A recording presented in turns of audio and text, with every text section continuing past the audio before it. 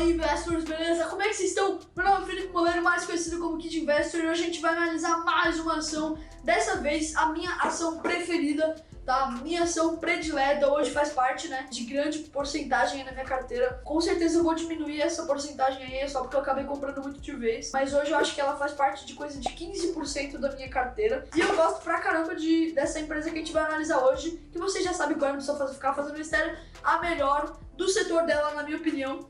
ENBR3, aí você pode chamar da maneira que você quiser. Você pode chamar de EDP, você pode chamar de Energias de Portugal, você pode chamar de Energias do Brasil. Até porque ela é uma empresa portuguesa, de origem portuguesa de energia, tanto que o nome dela é EDP, de Energias de Portugal, só que ela criou uma subsidiária muito importante aqui no Brasil, que ficou conhecida como Energias do Brasil. E hoje a gente vai analisar as ações da Energias do Brasil e vamos ver o que ela vem fazendo aí, por que muita gente fala dela e tudo mais, tá beleza? Então, vamos nessa.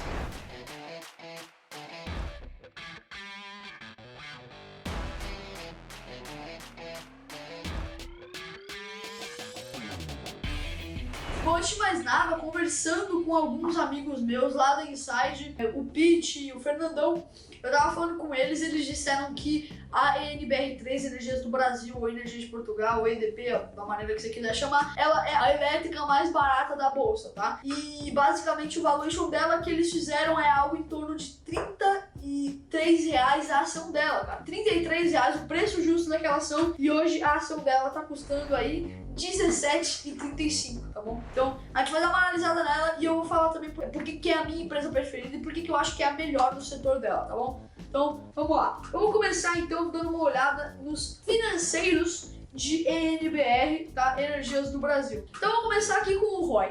O ROI dela é de 13,90%, o ROA dela é de 5,31% e o ROIC é de 10,77%. Bom, a margem líquida dela hoje se encontra em 9,83%, margem EBIT 15,80%, margem EBITDA 19,89%, liquidez corrente 1,20%. E o payout dela é de 30%.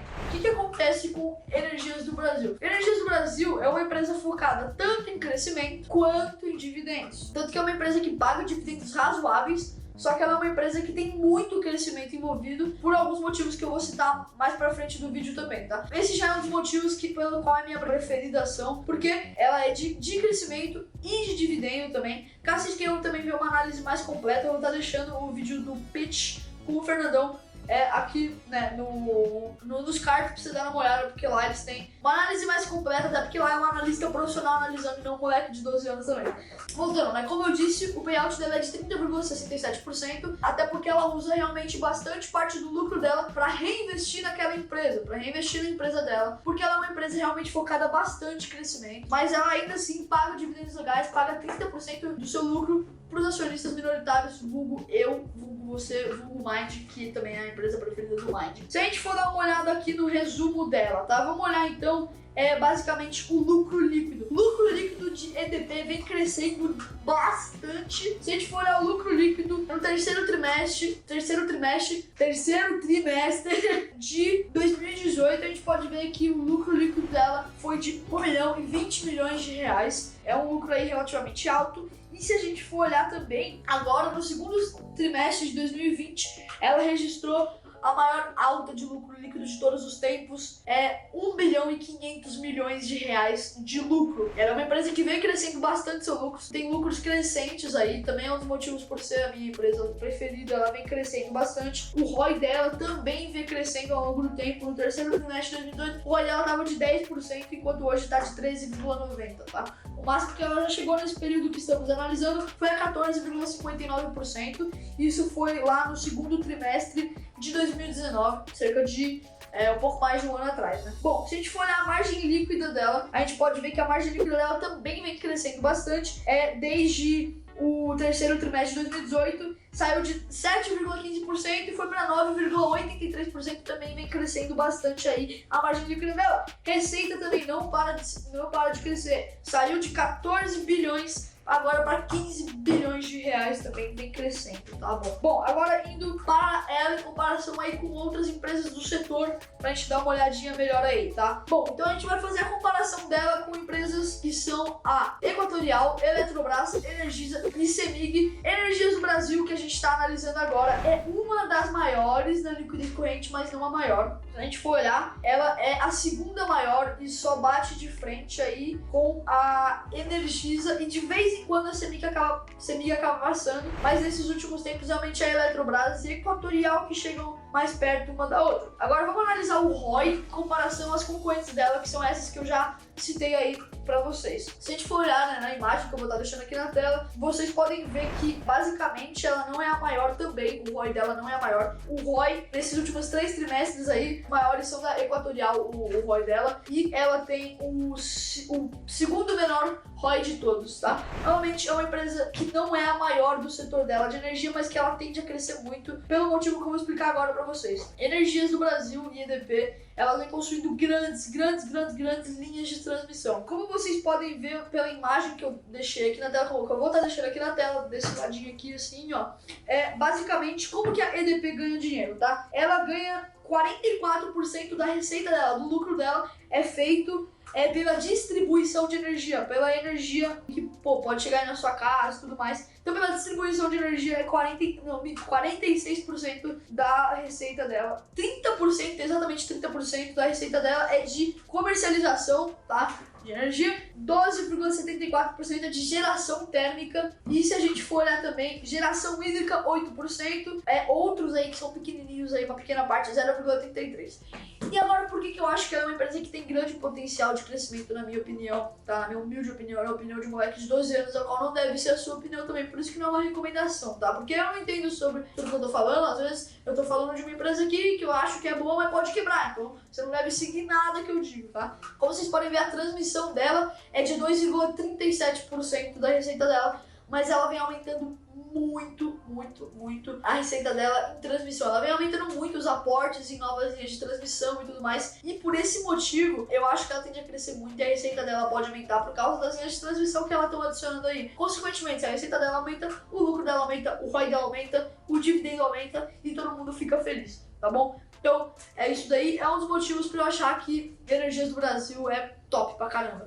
Bom, então agora vamos continuar analisando ela aqui, tá bom? Agora vamos olhar aqui dívida líquida sobre EBITDA em comparação com outras empresas do setor dela, que é aquelas que eu já disse também antes. Vamos lá, a maior de todas, nesses últimos 3 trimestres, está sendo a Energisa, tá? Também está crescendo bastante aí, mas se vocês forem ver, Energias do Brasil também vem crescendo bastante sua dívida líquida sobre a EBITDA, uma coisa bem legal aí da gente se olhar, beleza? Se a gente for pegar para dar uma olhada, 100% da Energias do Brasil, da receita dela, é feita no Brasil, até porque, novamente, ela é uma subsidiária da EDP Energia de Portugal. Mas se a gente for pegar a EDP por completo, ela tem aí, vários países, incluindo grande parte do Brasil e o resto de Portugal, né? A maior parte de Portugal, resto do Brasil. Mas se a gente pegar exatamente Energias do Brasil, subsidiária dela, 100% da receita é aqui no Brasil. Se você aí é de Belo Horizonte, provavelmente já deve ter chegado uma conta da EDP na sua casa, qualquer coisa do tipo, porque é o lugar onde ela mais atua, aí em Minas Gerais, Belo Horizonte também, tá? Então, provavelmente já deve ter chegado alguma conta aí pra você da EDP, tá bom? Agora vamos entrar no RI dela, porque RI também é uma parte muito importante de a gente se olhar. Então é por isso que a gente vai entrar no RI agora. Vamos nessa. Bom, vamos dar uma olhada então no conselho da empresa, na administração dela, na gestão, que é uma das partes mais importantes na minha opinião, tá? Porque normalmente, às vezes a empresa pode estar atuando em um setor ruim, pode estar passando por uma fase difícil, mas se ela tiver uma gestão boa, ela consegue passar por tudo isso muito bem. Então vamos olhar o conselho de administração dela. Vamos olhar então o presidente do Conselho de Administração da EDP, o Antônio Luiz Guerra Nunes Mexia. Então ele é licenciado em Economia pela Universidade de Genebra, na Suíça. Olha que da hora, o cara é formado lá na Suíça e licenciado mesmo em Economia pela Universidade de Genebra, na Suíça e tal. Entre 1979 e 1981, ele exerceu o cargo de professor convidado no Departamento de Economia naquela mesma universidade que a gente já disse, de Genebra, na Suíça. E entre 85 e 89 foi o orador no curso de pós-graduação em estudos europeus da Universidade Católica de Lisboa. Se a gente pegar as coisas mais recentes agora, em 2004 ele foi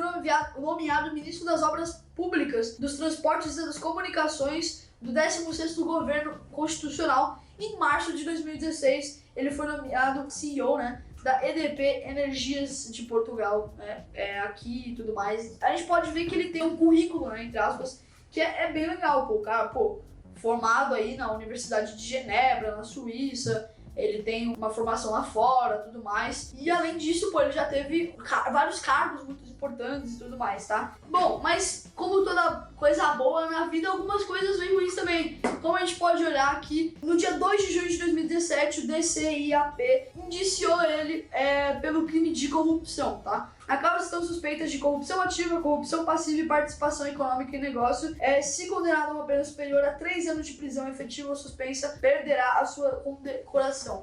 Tá? Então é muito importante que a gente saiba analisar todas as pessoas que estão aí cuidando da empresa, que você é investidor também. Tem muitas coisas que acontecem na empresa que às vezes nós pode não comprar a ação dela por qualquer coisa que está acontecendo, mas, cara, às vezes a gente tem que pensar que nada é flores, sabe? A gente não consegue achar nenhuma empresa que, a gestão dela é perfeita, o ROI dela é perfeito, os indicadores financeiros dela é perfeita, ela tem uma dívida de R$0 e um caixa de 15 bilhões, né? A gente não vai achar também, entendeu? Então é importante a gente saber disso, mas também tem que estar atento, né? O cara foi aí indiciado pelo crime de corrupção e tudo mais. Em julho de 2020, ele foi suspenso das suas funções por um tribunal por perigo de continuação da atividade criminosa e perturbação do inquérito, nomeadamente por haver o risco de condicionar o depoimento de colaboradores da empresa, tá bom? Agora, se a gente for olhar funções governamentais exercidas, ele é ministro das Obras Públicas, como a gente disse lá, e é isso, tá? E dos Transportes e Comunicações. Bom, então agora vamos olhar aqui o Miguel Nuno Simões Nunes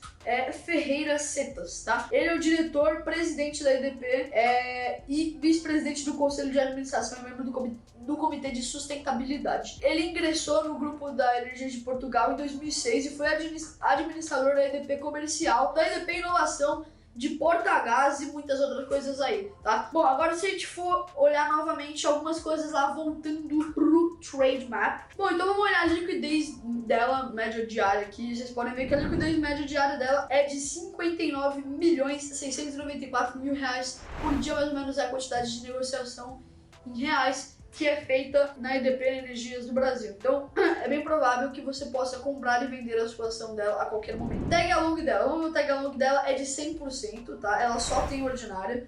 Os indicadores de valuation a gente pode dar uma olhada aqui também. Então, o preço sobre valor patrimonial dela é 1,11, tá? Ela tá sendo negociada aí com um preço sobre valor patrimonial legal. Mas, novamente, a gente não precisa falar muito de valuation, porque eu já disse no começo do vídeo o que um grande analista disse pra gente aí. Se vocês quiserem, eu não sei se eu vou conseguir, eu posso colocar a parte do vídeo do Fernandão falando sobre isso aqui também no vídeo, tá? Então, é isso daí. A coisa interessante a se falar em todas as minhas métricas de valuation, EDP passou.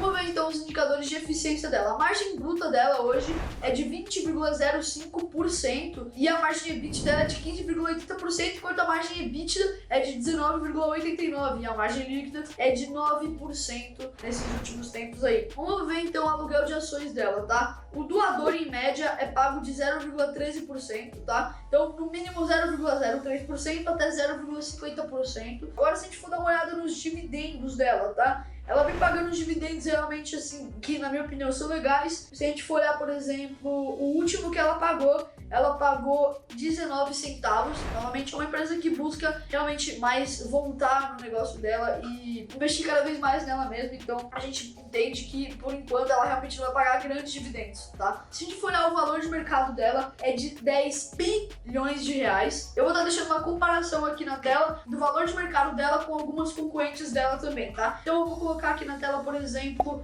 o valor de mercado dela, de Taesa, Semig, Engie e mais algumas aí. Vou estar deixando aqui na tela pra vocês darem uma olhada também. Bom, investors, eu espero que vocês tenham gostado desse vídeo. Caso vocês tenham gostado, eu acredito em vocês, que vocês têm um coração bom. E eu acredito que vocês vão descer aqui, dar um like nesse vídeo, compartilhar com todos os seus amigos, que assim a gente consegue levar a educação financeira a mais crianças desse Brasil. Até a próxima e tchau!